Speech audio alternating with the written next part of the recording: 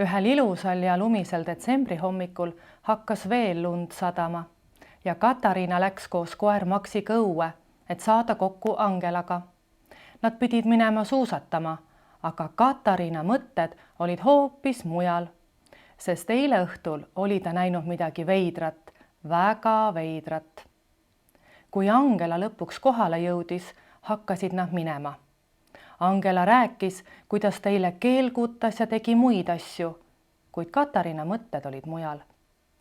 Ta mõtles selle peale, kuidas ta nägi mingit kuju enda akna juures õhtul. Lõpuks hakkasid Angela ja Katariina siiski suusatama, samal ajal kui Maks neid taga ajas. Pärast tegid nad ka väikse lumekoopa. Sellel samal õhtul nägi Katariina jälle seda veidrat kuju. Aga seekord ta läks ja vaatas, mis akna juures oli, kuid see kuju oli juba läinud. Ta läks õue ja nägi kedagi aia taga. Ta läks aia taha, kuid seal polnud kedagi.